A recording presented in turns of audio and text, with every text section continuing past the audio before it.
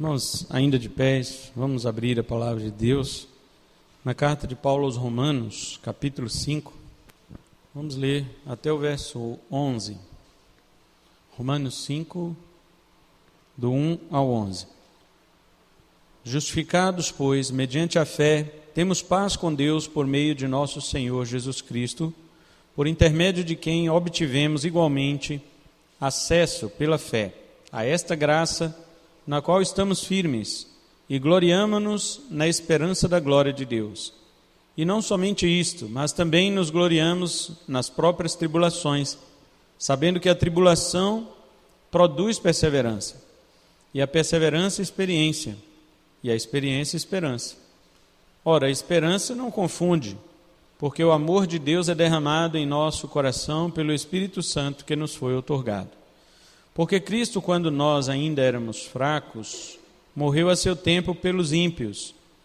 Dificilmente alguém morreria por um justo, pois poderá ser que pelo bom alguém se anime a morrer. Mas Deus prova o seu próprio amor para conosco, pelo fato de ter Cristo morrido por nós, sendo nós ainda pecadores. Logo, muito mais agora, sendo justificados pelo seu sangue, seremos por ele salvos da ira. Porque se nós, quando inimigos, fomos reconciliados com Deus mediante a morte do seu Filho, muito mais, estando já reconciliados, seremos salvos pela sua vida. E não apenas isto, mas também nos gloriamos em Deus, por nosso Senhor Jesus Cristo, por intermédio de quem recebemos agora a reconciliação. Amém? Os irmãos podem assentar, em nome de Jesus.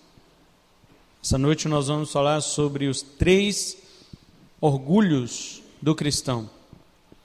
Nesse texto, do capítulo 1 a 11, você encontra 3 vezes a palavra nos gloriamos. Você encontra ela no verso 2, quando Paulo diz assim, gloriamo-nos na esperança da glória de Deus. A segunda vez, no verso 3, quando ele diz, não somente isso, mas também nos gloriamos nas próprias tribulações. Então você se gloria na esperança da glória, você se gloria nas tribulações, e no verso 11 ele diz assim, e não apenas isto, mas também nos gloriamos em Deus. Então, são 3 motivos de glória, 3 motivos de orgulho que o crente tem aqui. A palavra grega para gloriar-se significa alegrar-se, orgulhar-se, jactar-se, gabar-se de algo, mas não no sentido de vanglória, mas de uma exultação. Você tem uma alegria, você tem um motivo para se alegrar, e isso causa em você um orgulho não pecaminoso, podemos dizer. O orgulho pecaminoso é quando você tenta roubar a glória de Deus. Mas o próprio texto aqui, ele está dizendo que nós nos gloriamos na esperança da glória de Deus. Então não é um orgulho pecaminoso, é uma alegria, é um aspecto maravilhoso de viver a vida cristã. Você pode observar que, desde o capítulo 1 até o 4, o apóstolo Paulo vem falando que todos os homens são pecadores, independente deles terem ou não a lei de Moisés. Os gentios não tinham, eram pecadores. Aí a partir do capítulo 2, Paulo pergunta assim para os judeus, vocês acham que porque vocês têm a lei, vocês não são pecadores? São também. Porque todos pecaram. Aliás, é no capítulo 3 que ele fala isso, né? Porque todos pecaram e carecem da glória de Deus. Então o apóstolo mostra que diante de Deus estamos totalmente falidos, porque pecadores merecem a morte, pecadores merecem a sentença da condenação. Mas no capítulo 4, o apóstolo Paulo começa a falar da justificação pela fé. E ele usa quem como exemplo? Abraão, aquele velho homem que não estava mais podendo ter filhos. Aliás, ele nunca pôde, né? Porque sua esposa era estéril. E a palavra diz no capítulo 4 que quando Deus falou para Abraão que ele teria um filho e seria pai de multidão, ele creu. E o fato dele ter crido foi imputado na conta dele para a sua justiça. foi creditado justiça na conta de Abraão. Veja, irmãos, você pode dizer, mas Abraão ali, ele não creu em Jesus, como é que ele foi justificado? Porque no Antigo Testamento, as pessoas também tinham que crer na promessa de Jesus Cristo para serem salvas. No Antigo Testamento, ninguém era salvo pela lei. Não existe isso. Eu já vi crente dizer assim, no Antigo Testamento era salvo pela lei, no Novo é pela graça. Não. Sempre a salvação foi pela graça, por meio da fé. Sempre teve que haver este elemento chamado fé para salvar as pessoas. Tanto no Antigo quanto no Novo, nunca mudou isso. A questão é que, antes de Cristo vir, as pessoas, o povo escolhido de Deus, que era Israel, eles precisavam ser guiados pela lei até Cristo chegar. Paulo explica isso em Gálatas. Ele vai dizer que a lei guiava o povo até Cristo chegar. Depois que Cristo chegou, acabou o papel da lei. Paulo até chama a lei de pedagogo. Naquela época, pedagogo não era igual hoje. Hoje, pedagogo é uma formação superior. Você vai para a faculdade e se forma em pedagogia. É algo de orgulho. Na época de Paulo, pedagogo era escravo. O pedagogo era um escravo que pegava crianças e levava e trazia da escola. Era a van da época, né? Não tinha van. Então, o pedagogo naquela época era o que levava a criança para a escola e trazia. E em alguns momentos, ele, sabendo de alguma coisa, ensinava aquela criança em casa também. Mas até que a criança, o quê? Ficasse de maior. No momento em que a criança ficasse de maior, o pedagogo não precisava mais. Não servia mais para aquilo. Ele podia ser escravo de outra coisa, mas não mais para isto. Então, Paulo chama a lei de pedagogo. Né? Aquela palavra que está lá na sua Bíblia, em Gálatas, que a lei serviu de aio. Não tem essa palavra? Aio. Não é o alho do mineiro, não, tá? Porque tem gente que acha que aio é o alho do mineiro, né? O mineiro faz macarrão aioi. Então, não é o aio lá, quer dizer pedagogo. É esse escravo que eu estou falando que fazia isto com o filho até ele ficar maior. Depois que ele ficava maior de idade, não precisava mais daquele pedagogo. Assim também, Paulo diz que foi a lei. A lei serviu de condutor, de pedagogo para o povo de Israel até chegar Cristo. Quando Cristo chegou, não precisa mais do pedagogo, da lei, não precisa. Agora é a fé em Cristo que realmente é demonstrada para que nós sejamos salvos. Então, quando Abraão creu lá antes de Cristo, a Bíblia diz que já era um sinal de que a fé realmente justificaria aqueles que criam no Senhor. Então, no capítulo 5, Paulo diz isto. Então, meus irmãos, já que vocês estão justificados pela fé, vocês agora têm paz com Deus por nosso Senhor Jesus Cristo. Aí Paulo diz, agora que você tem paz com Deus, que Deus não é mais seu inimigo, você tem motivos para se gloriar, entendeu? Por isso que ele fala 3 motivos de orgulho do cristão, 3 motivos de glória para o cristão. E a primeira é, o crente se orgulha na esperança da glória de Deus.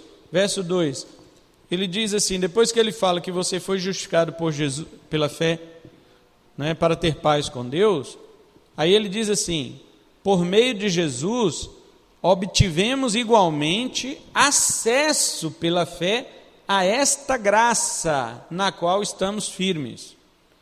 Veja, Paulo está dizendo que você não se mantém firme na graça pelas obras, não. Você se mantém firme na graça mediante a fé por meio de Jesus Cristo. Você começa a ser salvo pela fé e termina sendo salvo pela fé. Nunca é pelas obras. É obviamente que a evidência, como já foi dito aqui, né, pelo texto de Tiago, a evidência da nossa fé são as obras. Mas que obras são essas? Ajudar o pobre? Não. Isso aí os espíritas fazem, os católicos fazem, as demais religiões fazem. Eu sempre vejo e ouço interpretação errada sobre o texto de Mateus 25. Mateus 25 não fala do juízo, do dia do trono lá? Vamos ser julgados, os bodes para um lado, ovelhas para o outro, não é isto?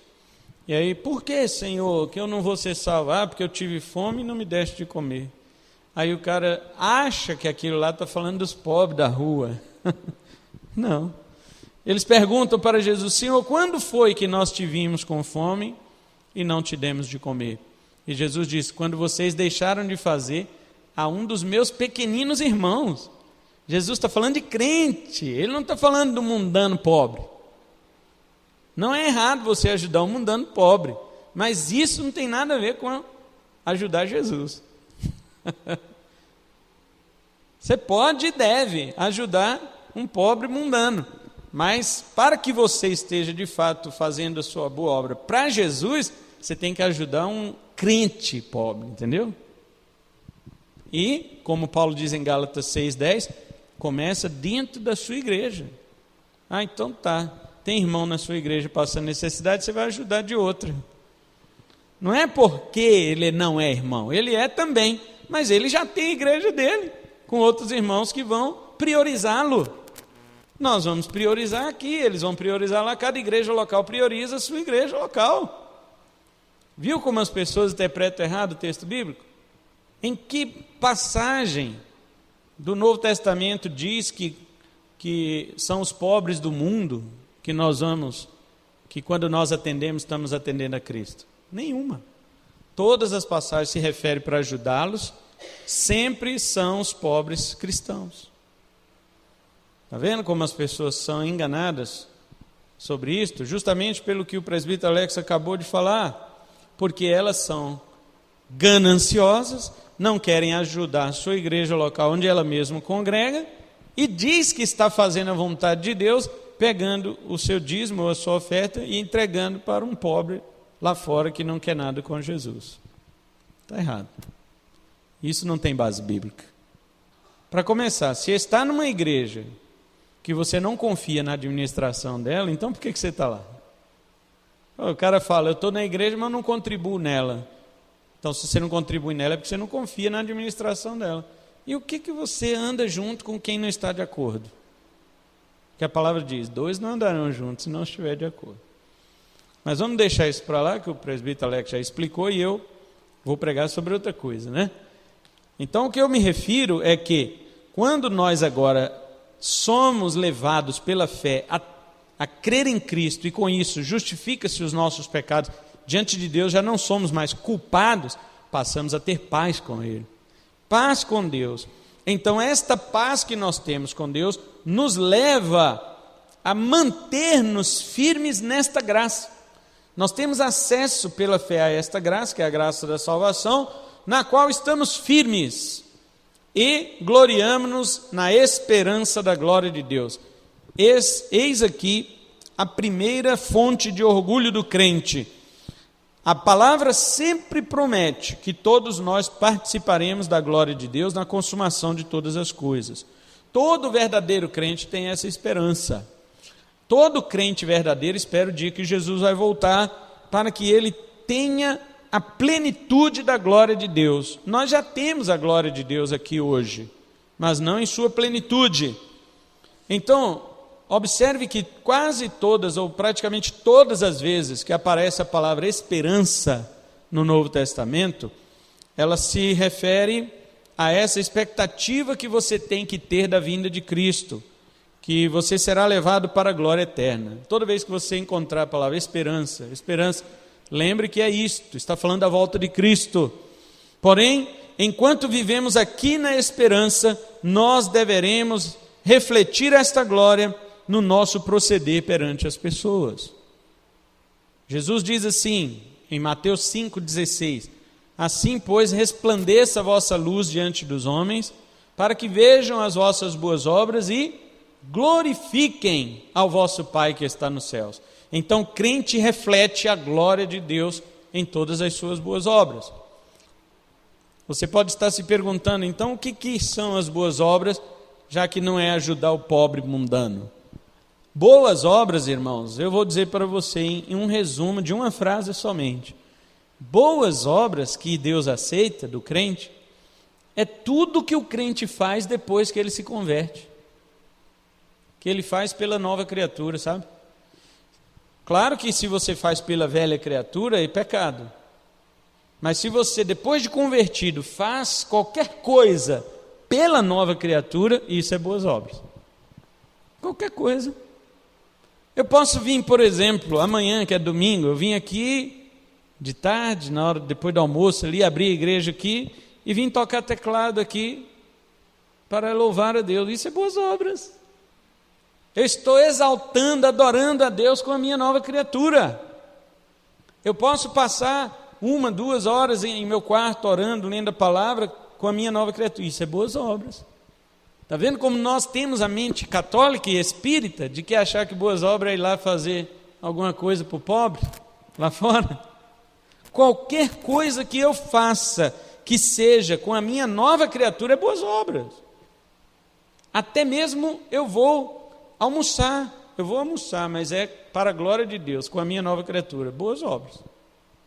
Qualquer uma, não importa o que eu vá fazer, se é com a minha nova criatura que eu estou fazendo, isso são boas obras. E isso agrada a Deus. Então, o apóstolo diz aqui que nós nos gloriamos, ou nos orgulhamos, na esperança da glória de Deus. Ou seja, eu me orgulho nesta esperança de que um dia eu serei glorificado, eu tomarei posse da plenitude da glória de Deus. Eu já desfruto dela aqui hoje, mas em sua plenitude eu desfrutarei no futuro. Por isso está a palavra esperança. Segunda coisa, o segundo elemento em que o cristão se gloria são as tribulações. Verso 3, ele diz: e não somente isto, mas também nos gloriamos nas próprias tribulações.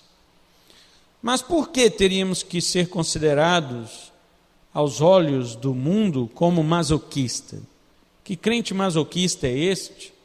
Ele se orgulha no sofrimento. Que razão alguém teria para se orgulhar nisso? Vamos ver as razões. Primeiro, Paulo diz que é porque a tribulação produz perseverança. Olha o final do verso 3. Sabendo que a tribulação produz perseverança. Então você nunca deve rejeitar as tribulações da sua vida. Nunca deve reclamar das provações que Deus coloca sobre sua vida. Porque se não fossem estas provações e tribulações, você não perseveraria. E outra, você nem saberia se você está edificado sobre a rocha ou sobre a areia. Como é que uma pessoa sabe se ela está edificada sobre a rocha ou sobre a areia? É quando vêm as chuvas, quando sopram os ventos e quando correm os rios e batem contra a casa dele, não é? Aí ele vai saber se ele está na rocha, ele vai permanecer, ele vai perseverar. Se ele cair, é porque está na areia. Então, a perseverança, ou aliás, a tribulação, ela é o quê? A tribulação é um aferidor, é um medidor para você saber se você está na rocha ou na areia. Então, crente que reclama da tribulação, provavelmente ele está na areia. Porque ele tem medo daquilo bater na casa dele, cair tudo. E ele falar, agora todo mundo vai descobrir que eu não sou crente de verdade. Porque ele mesmo já sabe, né? A gente já sabe de nós. Paulo diz assim, quem é que conhece as coisas do homem, senão o espírito que nele está? Então, meu espírito humano sabe de tudo que eu sou. Se eu sou um verdadeiro crente, se eu não sou, se eu sou qualquer defeito que eu tenho, eu sei. Então Paulo diz assim, não é que você vai se alegrar por ai, como é gostoso sofrer, não é isso. Mas você vai saber que, ele fala, sabendo. Então isso é questão de consciência. Você vai saber que a tribulação é que produz a tua perseverança, claro, caso você seja mesmo justificado, do verso 1. A palavra perseverança aqui, no grego, ela significa resistência. Daquela mitologia do deus grego chamado Atlas, que ele suporta firmemente o planeta nas costas. Se temos expectativa quanto à glória de Deus, devemos suportar a jornada tribulosa até o fim. Deus vai colocando algumas coisas sobre os seus ombros, Deus vai colocando um peso a mais, e você vai arriando, tem hora, mas aquilo é para te fortalecer. Outra, essa resistência, que é essa perseverança, não é? Que a tribulação produz, ela produz experiência. Olha aqui no verso 4. E a perseverança produz experiência. O que significa a palavra experiência aqui no grego? A palavra usada aqui é aquela palavra que significa depurar o ouro. É quando você pega o ouro e passa pelo processo do cadinho, o processo depurador, para que toda impureza seja retirada do ouro, ficando apenas aquilo que é precioso. Paulo diz então que a tribulação produz no crente uma resistência tal que ele é depurado e as suas impurezas vão saindo até se extrair o melhor do crente. É isto que a tribulação faz conosco. Primeiro, ela nos preserva, ela nos segura para você não desistir. Você sabe que você está dentro do cadinho de Deus, está quente ali dentro, porque Ele está passando o cadinho pelo fogo, e o ouro está ali dentro. Mas persevere, porque quando você sair dali, vai sair puro. É isso que ele diz, produz experiência. Essa experiência é a pureza que Deus vai extrair de você. Então, mas olha que ligação ele faz. Lembra do verso 2 que ele diz no final, e nos gloriamos na esperança da glória de Deus? Olha o que ele fala no final do 4, a experiência produz a esperança. Aquela esperança que você se gloria primeiro, eu tenho uma esperança futura de que Jesus vai voltar e eu serei pleno da glória de Deus, eu me glorio nessa esperança. Então você tem que suportar a tribulação, porque ela te produz uma resistência para que suas impurezas sejam tiradas, para que você chegue naquela esperança. É isso que o apóstolo Paulo está dizendo. E ele diz que essa experiência é que vai produzir essa esperança da qual você se gloria no verso 2. Porque é muito fácil falar, eu me glorio na esperança. Aí você pergunta, o que é esperança, irmão?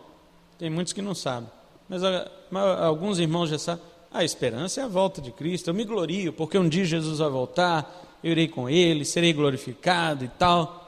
Aí você pergunta para ele assim, mas irmão, você tem se alegrado nas tribulações? Você tem se gloriado nas tribulações? Não, isso aí não é comigo. Eu vou para o céu de boa, num barquinho de espuma, entendeu? Não.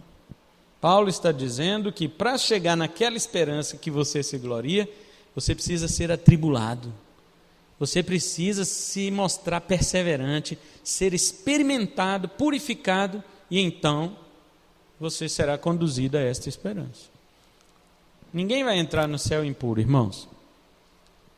O presbítero Alex cantou aqui uma canção que ela é do texto de Efésios 5. Essa canção que Jesus Cristo, Ele prepara a sua igreja, a sua noiva, e arranca dela toda mácula, toda ruga, e coloca ela como igreja gloriosa. É isto. Como é que Jesus tira nossas rugas? Como é que Jesus tira nossas máculas, nossas manchas? Através da tribulação que nos experimenta. Então essas coisas vão saindo, até que sejamos o ouro puro. É este ouro puro que vai entrar no céu. Ninguém vai entrar no céu com seus pecados. Ninguém vai entrar no céu com suas imperfeições. Nossas imperfeições têm que ser retiradas aqui, ó. E ela é retirada no quê? Na pancada. Ela é retirada nas provações, nas nossas experiências. Então, depois que Paulo conclui sobre essa questão da sua glória, que você tem que ter na tribulação, na alegria, então ele diz assim, e essa esperança que você espera por ela, que você se gloria nela, ela não confunde. Olha aí no verso 5, ele fala, ela não confunde por quê? Porque o amor de Deus por nós foi derramado em nossos corações pelo Espírito. Paulo mostra que não somente o Espírito derramado é prova do amor de Deus por nós, mas a própria morte do seu Filho, mesmo sendo nós ainda pecadores, conforme o verso 8 e 9. Deus prova o seu amor que mandou o seu Espírito ser derramado em nós, verso 5. Mas o Espírito não veio assim, sendo derramado em nós quando nós éramos pecadores, Não. O Espírito de Deus não pode habitar em um homem não transformado, sabia disso? João 14:17, Jesus fala assim, o Espírito da verdade que o mundo não pode receber, porque não vê nem o conhece, mas vós o conheceis. Conhecer é ter intimidade. porque ele habitará em vós. Então Jesus está dizendo o quê? Que o não cristão não pode ter o Espírito de Deus, por quê? Porque o não cristão não foi lavado ainda pelo sangue de Jesus. O Espírito Santo, ele é santo e só mora em lugar santo. Aí você fala, mas eu sou crente, eu peco, como é que o Espírito Santo habita em mim? Isso eu já falei lá no início. Com a nossa velha natureza, nós pecamos, mas nós temos uma coisa que nenhum mundano tem, que é uma coisa chamada nova natureza, nova criatura, isso o mundano não tem. Você só pode ter em si uma nova criatura quando você nasce de novo ao ouvir a palavra do Evangelho e se entrega a Cristo em arrependimento e fé. Se você não passou por este processo, não nasce de novo. Então o Espírito não mora em você. Mas se passou por este processo, aí sim, o Espírito de Deus é derramado em seu coração. Isto é prova do amor de Deus. Como é que um Deus criador, santo, único, autoexistente, que existe desde sempre, pega o seu Espírito, que é santo, e põe para habitar em nós, que somos mortais criaturas? Mas ele não faz isso do nada. Primeiro, ele vem e nos purifica por Jesus Cristo. Por isso que Paulo desenvolve os versículos 6 em diante. Por isso que Paulo diz, porque Cristo, quando nós ainda éramos fracos, ou seja, pecadores somente, morreu a seu tempo pelos ímpios. Jesus morreu por nós, sendo nós ainda pecadores. Por isso que ele diz no verso 8, Deus prova o seu próprio amor para conosco. No verso 5 ele não já tinha dito que o amor de Deus é derramado em nossos corações pelo Espírito que nos foi dado? Mas agora ele está explicando como que o Espírito foi derramado. Primeiro, Jesus teve que morrer por nós. O Espírito não ia vir habitando em nós pecadores assim, não.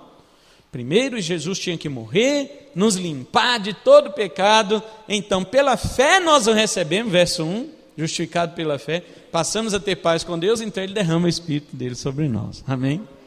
Glória a Jesus, isso é maravilhoso. E então Paulo ele diz que não há maior prova de amor do que esta.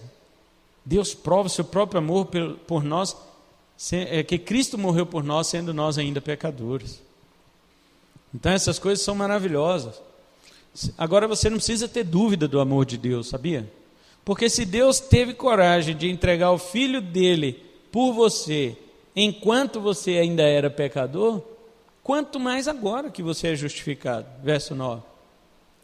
Ele fala, se ele deu o Filho dele por mim, sendo eu pecador, imagina agora que eu sou justificado. Paulo está dizendo, eu não sou mais pecador, não é que eu não peco. Veja, nós pecamos, mas não somos mais pecadores, nós somos o quê? Justificados. Nós somos justificados. Então, Paulo diz assim, agora que eu sou justificado pelo sangue do seu Filho, serei salvo da sua ira. Os irmãos sabem que Deus não é só amor, né? Tem gente que prega por aí, Deus é amor, só isso, ai, Deus te ama, Jesus te ama. Não, Paulo está dizendo que Deus também tem ira. Ele é amor e ira. Deus ama e é irado ao mesmo tempo. E essas duas coisas não entram em conflito em Deus. Não é igual nós, né, irmãos?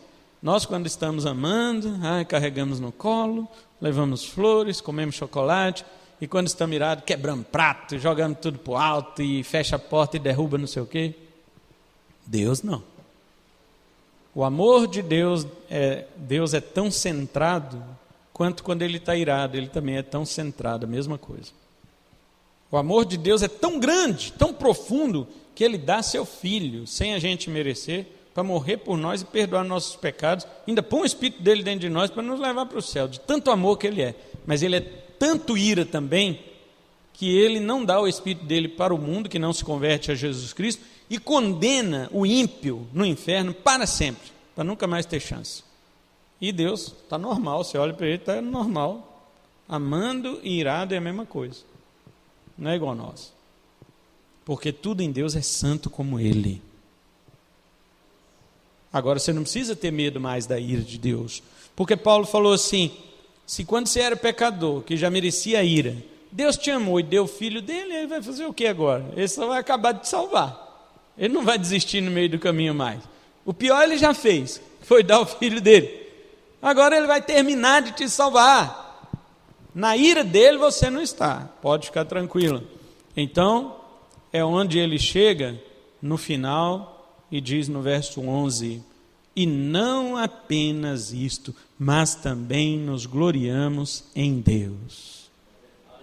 Primeiro você se gloria na esperança, no futuro. Um dia você... Segundo, você se gloria na tribulação, que vai te levar àquela esperança. E terceiro, você se gloria em Deus. Mas ele diz assim, nos gloriamos em Deus por nosso Senhor Jesus Cristo, por intermédio de quem recebemos agora a reconciliação. Paulo está dizendo, sabe o quê? Se não fosse Deus, você não ia ter esperança. Se não fosse Deus, você não ia ter tribulação, nem perseverança. Se não fosse Deus, você não ia ter experiência, ia ser confuso. Salmo 34, verso 5, ele fala: olharam para ele e foram iluminados, e os seus rostos não ficaram confundidos. Não é isto? Se não fosse Deus, nossos rostos estariam confusos. Para onde que eu vou olhar? Todo lugar que eu olho é trevas, todo lugar que eu olho é trevas. Nunca você ia ser iluminado, se não fosse Deus. Por isso Paulo diz, é por intermédio de Jesus Cristo que Deus nos deu a reconciliação. O que é reconciliar, irmãos? É fazer novamente uma aliança entre pessoas que estavam inimigas. Lembra o verso 9? Ele fala, quando nós éramos inimigos, quando você era inimigo de Deus, Deus foi lá e fez tudo, providenciou tudo para você não ser mais inimigo dele. Deu o filho dele, tá certo? Justificou você, levou o evangelho até você, você recebeu o evangelho, ele te deu o seu Espírito Santo para habitar em você, e hoje você é reconciliado, você tem uma nova aliança com Deus, você foi restaurado a sua paz com Deus, porque éramos inimigos. O homem no pecado é inimigo de Deus. Então Paulo diz assim, crente, não se orgulhe só da volta de Cristo, não se orgulhe só das suas tribulações e experiências, mas se orgulhe acima de tudo no seu Deus, porque foi através deste Deus que você conseguiu a reconciliação. Partiu dele, não partiu de nós. Não foi o homem pecador que foi lá dizer assim, ai, Deus, eu quero ter comunhão de volta com o Senhor, porque está muito ruim no pecado. Não, todo homem ama o pecado. Pelo homem, ele ficaria lá. Pelo homem, ele fica no pecado. Ele diz assim, não, eu não quero, eu quero isso aqui. Deus vai me proibir tanta coisa que eu gosto. Por isso Jesus disse uma certa vez, vinde a mim os que estáis cansados, sobrecarregados, e eu vos aliviarei. Ele está falando do pecado. Não é cansado do serviço. Estou cansado, eu vou lá na igreja. Não é isso. Aliás, as pessoas não estão nem vindo, né, por causa disso.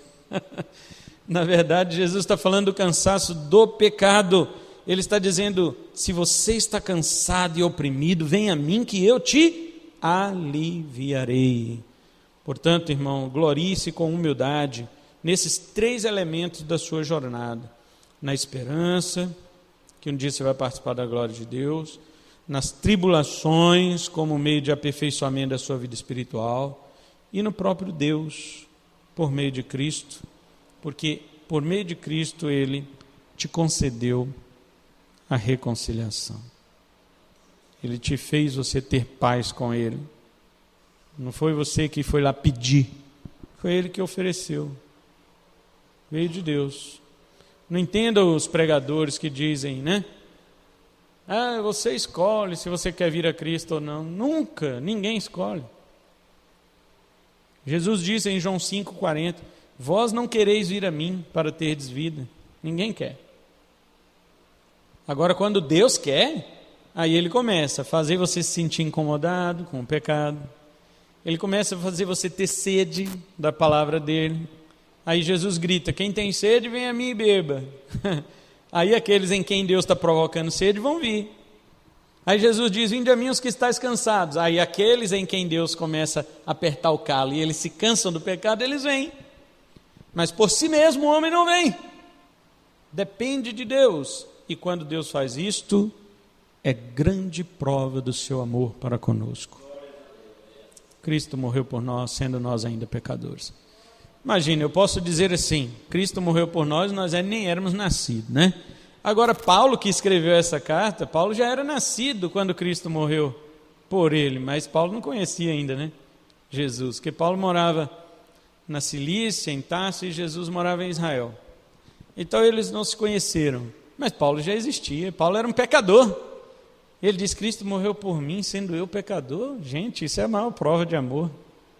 E depois ele foi para o céu e eu ainda perseguindo o povo dele, a igreja dele, mandando prender, mandando matar e etc. E ele me encontra no caminho, me joga por terra e ainda diz para mim que ele me escolheu? Não, não tem amor maior do que esse. Eu que persegui a igreja dele e ele me escolheu. Por isso Paulo expõe com todo o coração, verso 8, Deus prova o seu próprio amor para conosco, pelo fato de ter Cristo morrido por nós, sendo nós ainda pecadores. Então glorie-se, meus irmãos, glorie-se nessas três coisas, alegre-se, exulte nessas três coisas. Exulte na esperança, na volta de que no dia Cristo vai voltar, exulte nas tribulações que te preparam para este dia e exulte principalmente em Deus, que armou tudo isso para você, preparou tudo isso para você. Amém? Que Deus nos abençoe com sua palavra. Vamos ficar em pé e vamos orar ao Senhor.